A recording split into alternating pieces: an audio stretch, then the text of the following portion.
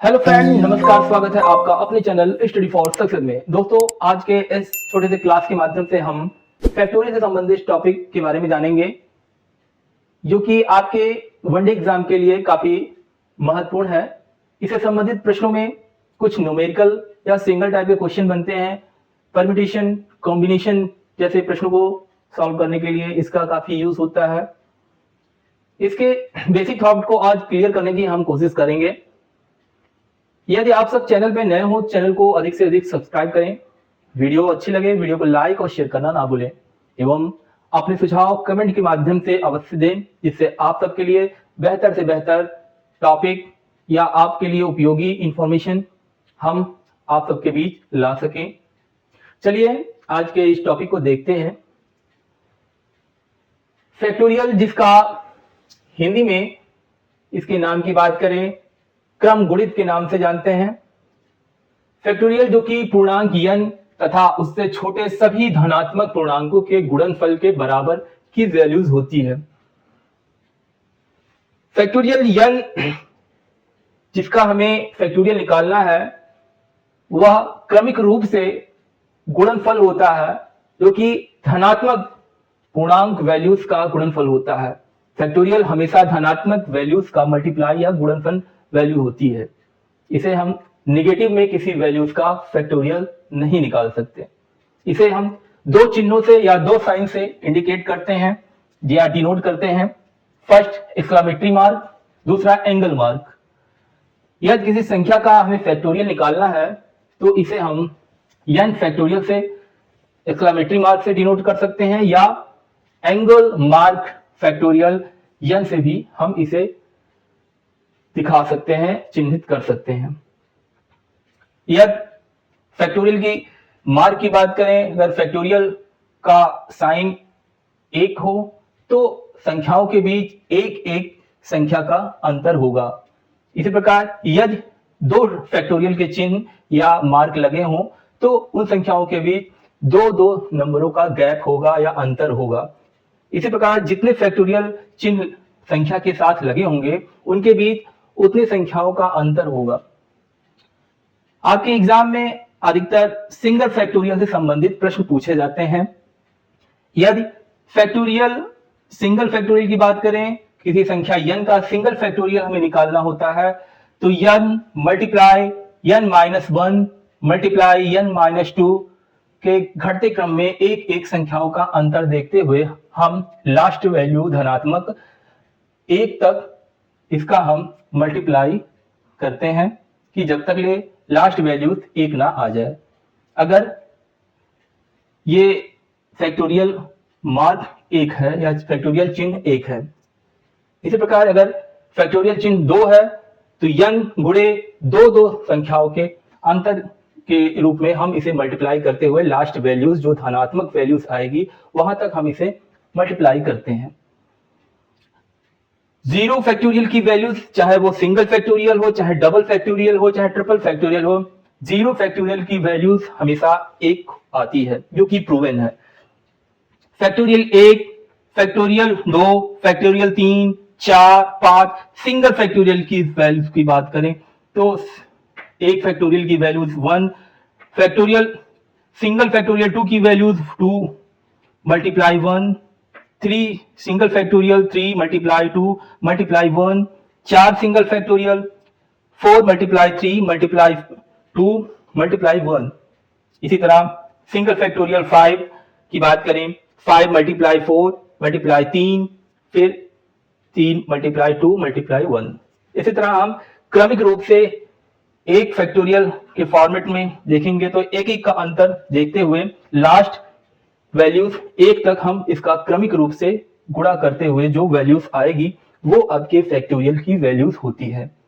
इसी तरह आप दो फैक्टोरियल की बात करेंगे तो दो दो फैक्टोरियल का अंतर होगा। जैसे फैक्टोरियल डबल फैक्टोरियल 5 की बात करें, 5 गुणे 3 गुणे 1 5, इसमें फिर उसके बाद अगली संख्या जो घटते क्रम में 5 में 2 का अंतर आएगा, अगली संख्या 3 आएगी, फिर 2 का अंतर आएगा, फिर अगली संख्या 1 आएगी, क्योंकि यहां डबल फैक्टोरियल लगा है।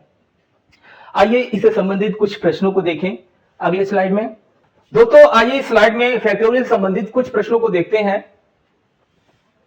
पहला प्रश्न, फैक्टोरियल 5 डिवाइड बाई 2 गुणे 3। इनको सॉल्व करने के लिए 5 का फैक्टोरियल 5 गुणे 4 गुणे 3 गुणे 2 गुणे 1 डिवाइड बाई 2 गुणे 3, 2 से 2 कट जाएगा, 3 से 3 कट जाएगा। इस प्रकार इसकी वैल्यूज 20 आएगी। यही आपका आंसर होगा। अगले प्रश्न में कहा गया है फैक्टोरियल 17 को 90 से भाग दीजिए और इसका शेषफल बताना है, रिमाइंडर हमें बताना है। क्योंकि फैक्टोरियल 17 पे फैक्टोरियल लगाया है और वैल्यू नीचे से छोटी है, लेकिन फैक्टोरियल निकालने पे ऊपर की वैल्यू नीचे की वैल्यू से भी काफी बड़ी आएगी। इसको हम इस तरह कर सकते हैं, equal two factorial 17 divide by 90 को हम 9 इंटू 10 के फॉर्म में लिख सकते हैं, 9 गुणे 10। इसको हम 9 गुणे 10 इस रूप में हम लिख सकते हैं। अब ऊपर वाली वैल्यूज का फैक्टोरियल जब निकालेंगे तो इसी क्रम में फैक्टोरियल लिखते हुए कि 17 गुणे 16 गुणे 15, नेक्स्ट होते हुए बीच में 9 की भी संख्या आएगी और 10 की भी संख्या आएगी, आगे मल्टीप्लाई होते हुए 1 तक इसका क्रमिक रूप से गुणा होते हुए जाएगा और नीचे की वैल्यू 9 गुणे 10 है। अब कैलकुलेशन करने में आसानी हो गई। आप 9 को 9 से काट दीजिए, 10 को 10 से काट दीजिए, पूरी वैल्यूज नीचे की संख्या से कट जाने पर शेषफल 0 आएगा, क्योंकि कोई भी शेषफल बचेगा नहीं। इस प्रकार रिमाइंडर आपका 0 आएगा।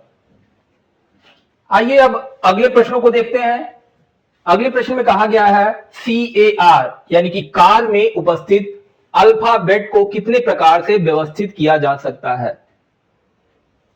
CAR में हम इन अल्फाबेट को व्यवस्थित करके आगे पीछे व्यवस्थित करके कितने प्रकार से हम व्यवस्थित या अरेंज कर सकते हैं, इसकी संख्या के बारे में इसमें पूछा गया है। इस प्रकार के प्रश्नों को भी हम फैक्टोरियल के बेस पे हल कर सकते हैं।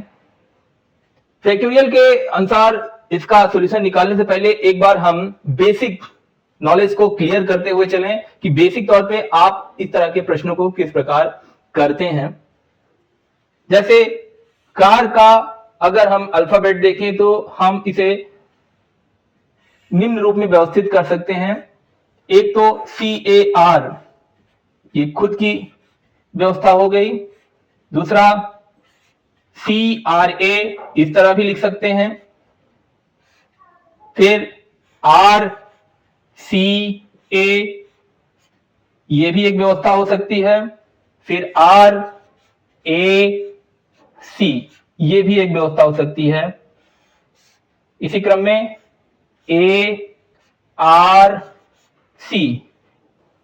और ACR, सारी व्यवस्थाएं जितनी पॉसिबल थी हमने करके देखी।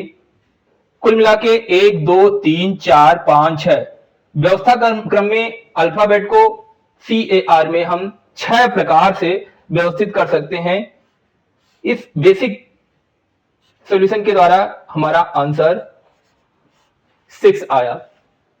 इसी को हम अगर किसी बड़े वर्ड के साथ, इस बेसिक सॉल्यूशन के साथ हम अगर हल करने बैठेंगे एग्जाम हॉल में तो काफी टाइम टेकिंग हो जाएगा।